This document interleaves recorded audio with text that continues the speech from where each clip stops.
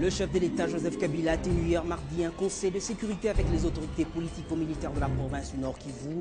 Le président de la République a fait le déplacement de Goma suite à la situation sécuritaire perturbée depuis quelques jours dans cette partie du pays. Et puis, le Premier ministre intérimaire, Louis Léonce Kouagalo, a effectué ce mercredi matin une visite surprise aux cliniques Ngalema. Il s'est entretenu avec une délégation syndicale de médecins dans le cadre du mouvement de grève déclenché il y a quelques jours. Bienvenue à tous à cette nouvelle édition du journal sur Télé 50. La détermination du chef de l'État pour la restauration de la stabilité perturbée depuis quelques jours en province du Nord et Sud Kivu produit déjà des effets positifs. Joseph Kabila a tenu un conseil de sécurité avec les autorités politico-militaires de ces provinces. Un bon nombre de militaires entrés en dissidence la semaine dernière ont commencé à se rendre. Ceux-ci attendent la décision de la hiérarchie pour être fixés sur leur sort. Patine Kerry. Cette réunion est la troisième du genre après celle de 2009 et 2010, toujours à Goma, chef-lieu de la province du Nord Kivu. Le chef de l'État Joseph Kabila et commandant suprême des FARDC a été clair, il tient à une armée unie, disciplinée et efficace. C'est l'essentiel des instructions données au chef d'état-major des FARDC Didier Toumba, au commandant des opérations ainsi qu'aux officiers militaires des grandes unités du Nord et Sud Kivu au cours de cette réunion de plus de 2 heures. Selon le chef d'état-major des FARDC qui s'est exprimé au sortir de cette rencontre, les militaires indisciplinés seront sanctionnés. À Bunagana, il y a eu des actions des indisciplinés. Ils ont été réduits, terminés. Voilà ce qui s'est passé. Quelques individus indisciplinés. Et il n'en a plus. Bunagana est bien tranquille. Quel est le sort de ceux qui se sont rendus? Le sort de ceux qui se sont rendus, quelqu'un qui est indiscipliné, il répondra, bien entendu, par rapport à la discipline militaire. Il y a les règlements de discipline qui existent, et c'est ce règlement-là qui sera appliqué individuellement. S'il s'avère que les actes qu'il a posés sont de nature infractionnelle, il aura à répondre devant la justice militaire. Nous avons notre justice. La présence depuis lundi du chef de l'État à Goma dans le Nord Kivu est justifiée par la situation militaire créée par la défection de quelques officiers du 805e régiment basé dans le territoire de Rutshuru. Mais sur place, la situation sécuritaire est redevenue calme, notamment à Bunagana, ce qui est aussi valable pour toute l'étendue du territoire national. Nous vous le disions en titre, le Premier ministre intérimaire Louis Léonce Kouagalo a effectué ce mercredi matin une visite surprise aux cliniques Ngalema. Il s'est entretenu avec une délégation syndicale de médecins dans le cadre du mouvement de grève déclenché il y a quelques jours. Des 4 points majeurs soulevés dans leurs revendications, tous ont trouvé réponse en croire le Premier ministre. Toutefois, la difficulté réside au niveau de l'application du budget 2012 qui jusqu'à ce jour n'est pas encore voté, mais les deux partis poursuivent des concertations en vue de trouver une issue à cette crise. Nous y reviendrons dans nos prochaines éditions. C'est ce mercredi que prendra fin la campagne électorale à l'Assemblée nationale en vue de sortir un bureau définitif pour cette législature avec 7 postes pour 15 candidats. Débuté hier, les candidats de la majorité et ceux de l'opposition sont allés défendre leur thème de leur campagne. Mais quelle a été l'ambiance mardi à l'Assemblée nationale? Élément de réponse dans cet élément de Fabien Lumbala. Une ambiance particulière qui marque le lancement de la campagne électorale des 48 heures devant déboucher à l'élection et l'installation du bureau définitif de la 12e législature de la 3e République au Congo-Kinshasa. Partout des affiches, banderoles, des podiums et écrans géants. Tous les moyens sont mis à contribution par chacun des candidats pour faire passer le principal message de campagne.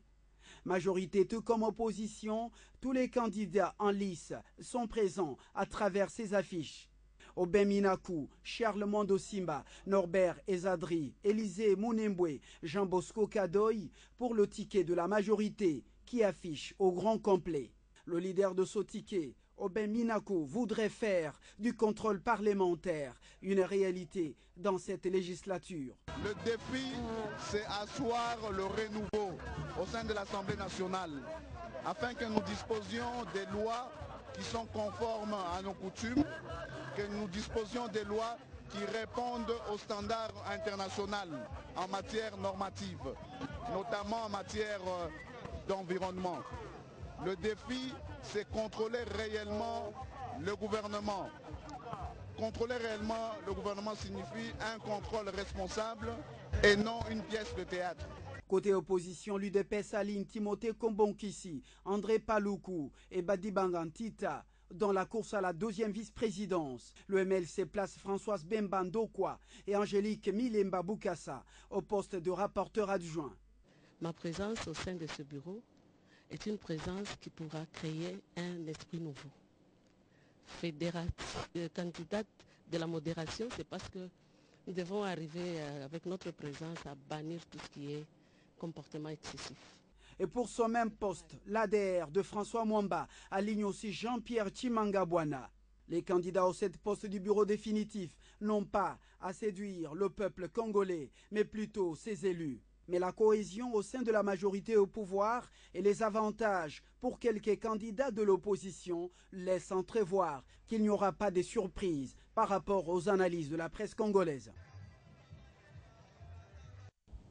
La campagne a déjà débuté, elle prend fin ce mercredi à minuit et donc les candidats sont connus. Pour ceux qui ne les connaissent pas, je vous propose de suivre cet élément qui retrace leur profil.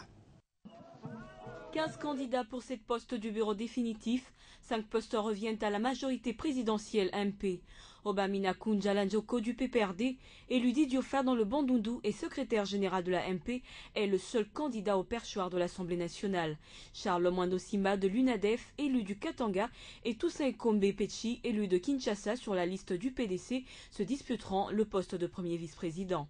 Le poste de deuxième vice-président revenant à l'opposition, 4 candidats sont en lice, 3 pour le compte de l'UDPS. Timothée Kombokisi, élu de Madimba dans le Bas-Congo, il est l'actuel président du bureau provisoire. Sami Badibanga Tinta, élu de Kinshasa dans la circonscription de Mwamba. André Paloukou Kavula, élu également de Kinshasa. Et Anzuluni Bembe, candidat indépendant, ancien commissaire du peuple. Un seul candidat au poste de rapporteur, il s'agit de Norbert Ezadri Ngouma, élu de la province orientale sur la liste du MSR. Le poste de rapporteur revient également à l'opposition et 5 sont candidats. Jean-Pierre Chimangabwana, membre de l'ADR et élu de Chikapa. Angélique Milemba Boukassa, élu de Moneditou dans le Kasaï oriental. Yvon Dongbele, Françoise Bemba Ndokwa, élue de l'Équateur, sont du MLC. Et Marie-Thérèse Bassiala Maka pour le compte de l'IFC. Élisée Mounembwe Tamoukoumwe de l'Arc et Kaboyi Boukoubosco, respectivement candidats au poste de questeur et de questeur adjoint, sont les seuls à briguer ces postes. La campagne prend fin ce mercredi à minuit et c'est jeudi qu'interviendront le vote et l'installation du bureau définitif. Et dans le reste de l'actualité, 4 ressortissants burundais qui se faisaient passer pour des Congolais ont été arrêtés mardi par la police congolaise à Sangué, dans le territoire d'Uvira, frontalier au Burundi. Ils faisaient partie d'un mouvement politico-militaire burundais dénommé Force pour la restauration de la démocratie au Burundi. Ces personnes ont dit à la police qu'ils projetaient d'installer l'état-major de leur mouvement à Sangué et de leur base à Marungu, localité située dans le haut plateau d'Uvira. La police les a mis à la disposition du commandement du 104e régiment basé à Sangué.